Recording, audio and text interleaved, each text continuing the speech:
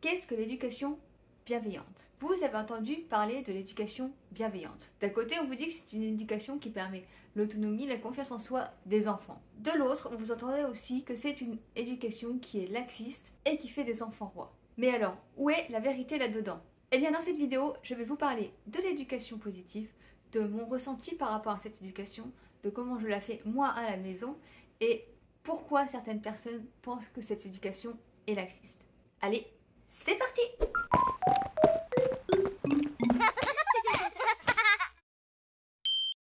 Bonjour à tous et bienvenue sur la chaîne de Mamounette Imparfaite. Sur cette chaîne, je vous partage des conseils, des astuces, des recettes et encore plein d'autres choses pour vous aider dans la vie de tous les jours avec vos enfants. Alors aujourd'hui, on va parler de l'éducation positive et on va essayer de définir ensemble ce qu'est l'éducation positive. Donc je ne vais pas vous faire la belle définition de l'éducation positive, tout ça, tout ça. Je vais vous parler pour moi vraiment ce que représente l'éducation positive au quotidien. C'est-à-dire dans des situations précises. Hop hop hop, avant de continuer la vidéo, n'oubliez pas de vous abonner, d'activer la petite cloche de notification et de me laisser un petit pouce bleu si la vidéo vous plaît. Allez, je vous laisse avec la suite. Pour moi, déjà, en fait, l'éducation positive, c'est pour pouvoir la pratiquer. C'est surtout ça, pour pouvoir la pratiquer. C'est pas c'est quoi, mais c'est pour pouvoir la pratiquer. Pour pouvoir la pratiquer, il faut connaître le développement du cerveau de l'enfant. C'est primordial puisque cette éducation est basée sur le respect de l'enfant, sur son développement, sur la réponse à ses besoins. Mais si on ne connaît pas le développement du cerveau de l'enfant, on ne peut pas connaître les besoins qu'il a, on ne peut pas répondre à ses besoins. Donc pour ça, il faut connaître le développement. Alors, j'ai pas dit connaître le moindre détail du développement du cerveau de l'enfant, mais les bases en fait. Si tu ne sais pas qu'un enfant en bas âge ne peut pas retenir 3 consignes d'affilée, qu'il faut lui parler en lui demandant une chose, ensuite une seconde chose, ensuite une troisième chose, une fois qu'il a fait déjà la première chose, la deuxième chose et la troisième chose. C'est très abstrait ce que je viens de dire. Je vais expliquer. Si vous dites à votre enfant va te laver les mains, sors une fourchette et assieds-toi à table, alors qu'il a 1 an et demi, jamais de la vie il vous fera ça. Vous lui dites va te laver les mains, et une fois qu'il a fini de se laver les mains, je parle beaucoup trop vite. Va à table, va chercher ta fourchette, une fois qu'il a fini de prendre la fourchette, mets-toi à table. Une consigne à la fois. Si vous ne connaissez pas le développement du cerveau de l'enfant, que vous ne savez pas qu'il n'est pas capable de retenir autant de consignes, vous allez vous acharner. Oui, bah ça fait 3 fois que je répète la même chose, je lui ai dit de se laver les mains, de faire ci, de faire ça, et il ne fait pas. Bah tu pourras toujours répéter en fait. Parce que lui, l'enfant, il va retenir qu'une seule chose. Donc c'est super important de connaître le développement du cerveau de l'enfant. Et le développement même physique, le développement de tous ses besoins au fur et à mesure des âges. Mieux on sait comment fonctionne le cerveau de l'enfant, pourquoi il réagit comme ça à une telle situation, plus on peut apporter une réponse adéquate. L'éducation positive, c'est aussi basé sur le fait de prendre du recul sur une situation. Parce que ça, c'est ce que je ne faisais pas avant. Je vais vous donner un exemple hyper concret. Ce matin, je jouais à un jeu de société avec mon fils de 2 ans et demi, presque 3 ans déjà. Et en fait, c'était un jeu où il devait lancer un dé. Et selon ce qu'il y avait sur le dé, eh ben, ça lui permettait de prendre une partie d'un puzzle. Et ensuite, il fallait assembler tous les puzzles ensemble. Donc, ce qu'on faisait pour que ce soit plus simple, c'est que lui, il lançait le dé et il me donnait le nombre de points qu'il y avait sur le dé. Et moi, je prenais le puzzle en conséquence. Parce qu'en fait, là, l'important, c'était qu'il sache le nombre de points sur le dé. Le puzzle, on s'en fichait un peu, c'était juste la partie ludique. Sauf que, au début, il lançait le petit dé dans la boîte. Et d'un seul coup, il s'est mis à s'agiter un peu. Il avait toujours très envie de lancer le dé, mais il avait besoin aussi de mouvement avec son corps. Et il s'est mis à lancer le dé un peu fort et un peu partout, ce qui pouvait potentiellement abîmer mes meubles. Et bien là, je vais vous donner 3 situations. Première situation, la mois d'avant. C'est-à-dire que si c'était mon premier garçon qui avait fait ça il y a quelques années, j'aurais tout simplement crié, j'aurais dit arrête de lancer le dé, tu vas abîmer mes meubles, il faut faire doucement, fais pas ça. Et puis au bout de 2 minutes, j'aurais arrangé le jeu parce que ça m'aurait énervé. Deuxième situation, les parents laxistes. Bah j'aurais simplement laissé lancer le dé, et puis si ça abîme ma meuble, bah tant pis pour moi.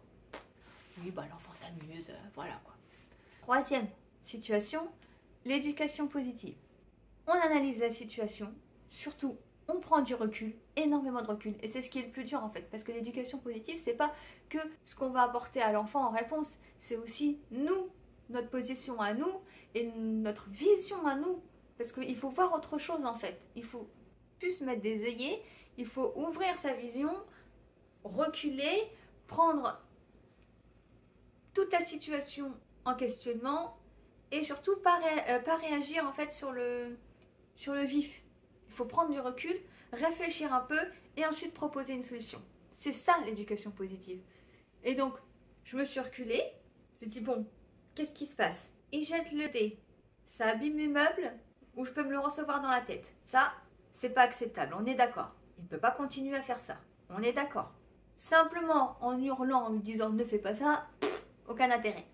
On réfléchit à une solution. Quel est le besoin de l'enfant là?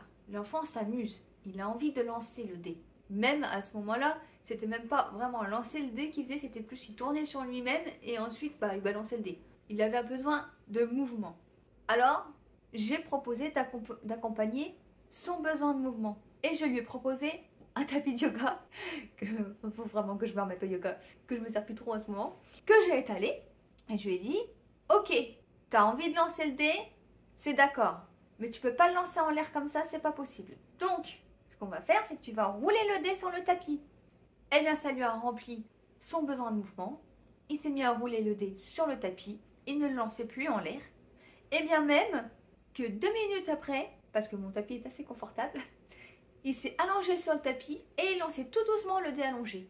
Le problème était résolu, sans crise, et on a pu continuer le jeu, qu'on a d'ailleurs terminé. Ça, c'est l'éducation positive. C'est ni du laxisme, ni de l'autoritarisme. C'est reculer, réfléchir et trouver une solution pour le besoin de l'enfant, dans le respect, sans hurler ou sans laisser faire.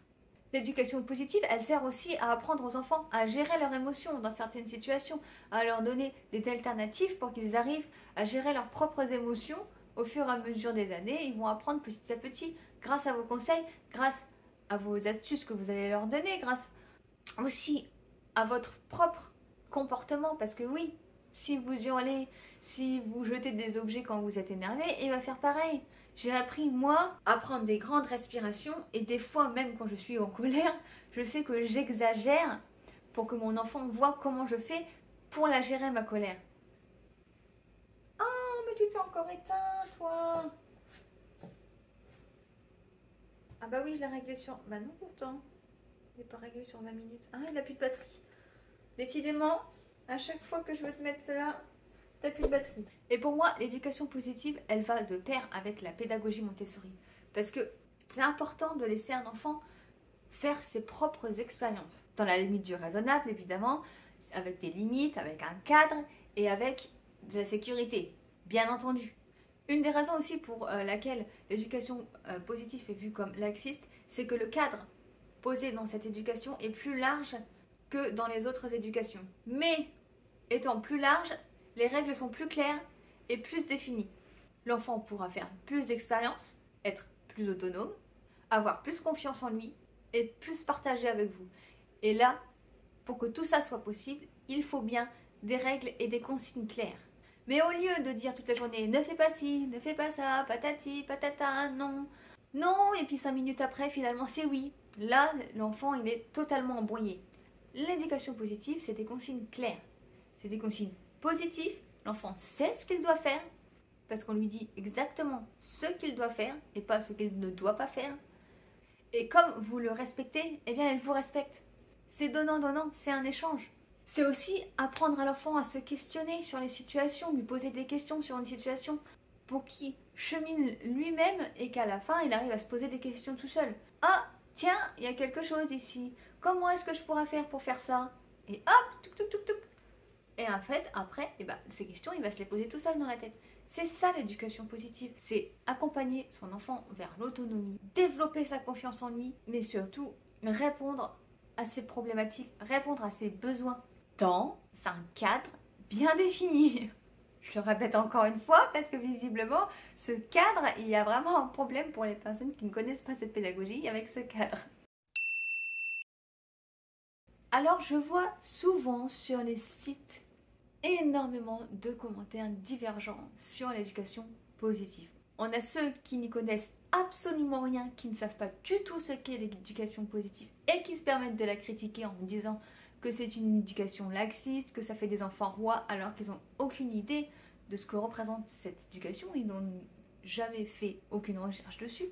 On a ceux qui ont commencé à faire des recherches dessus, ont commencé à appliquer des conseils, mais qui n'ont pas compris le principe vraiment de cette éducation et qui n'ont pas réussi à l'appliquer au quotidien et qui commentent en disant que ça ne fonctionne pas. Et ensuite, on a ceux qui arrivent vraiment à comprendre cette éducation et qui la pratiquent au quotidien. Alors, pourquoi on pense que l'éducation positive est une éducation laxiste? Tout simplement parce que l'éducation positive, en fait, elle est basée sur le respect. Le respect de l'enfant, le respect de sa personne. C'est un enfant. Et donc, le fait de respecter un enfant, pour certaines personnes, ils ne comprennent pas qu'on puisse respecter un enfant. Et pour eux, donc, c'est du laxisme, de laisser les enfants prendre des décisions par eux-mêmes.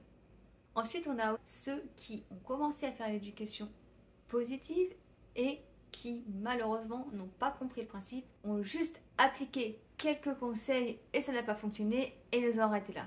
Et parce qu'ils n'ont pas réussi, parce que je ne sais pas, ils sont persuadés que la faute est sur l'éducation positive et non sur leur façon de faire, et ben ils dénigrent cette éducation. Mais j'ai envie de vous dire, c'est pas en regardant un tuto maquillage d'une personne qui se maquille tous les jours et qui se fait des super beaux maquillages qu'en regardant son tuto, vous allez vous mettre dans votre miroir et réussir un super make-up. Pas du tout, non, loin de là. Pour réussir, il va falloir de l'entraînement et surtout plus d'informations sur certaines techniques de make-up à approfondir. Et puis il y a ceux qui pensent que l'éducation positive, ça sert à faire des enfants sages. Que grâce à cette éducation, les enfants ils vont être calmes, ils vont faire des jeux Montessori, ils vont être super autonomes, ils vont se débrouiller tout seuls et ça va faire des enfants nickel. Non, c'est pas ça non plus. Les enfants, c'est des enfants, ça reste des enfants. On peut pas les enfants sages, en fait, c'est une utopie, ça n'existe pas. Donc voilà. Et puis ça a quoi d'intérêt? Personnellement, j'aimerais pas avoir un enfant qui reste assis sur un canapé à rien faire de sa journée, ce serait extrêmement triste. Donc toutes ces fausses informations, elles font que l'éducation positive est mal vue, alors que c'est vraiment quelque chose qui n'a rien à voir avec tout ce qu'on entend. Voilà, pour moi l'éducation positive, ça a encore une fois radicalement changé ma vie. Et bien c'est tout pour cette vidéo, j'espère qu'elle vous aura plu et surtout que vous aurez enfin compris ce qu'est l'éducation positive. Et bien, on se retrouve très vite pour une nouvelle vidéo, je vous embrasse, à bientôt. Thank you.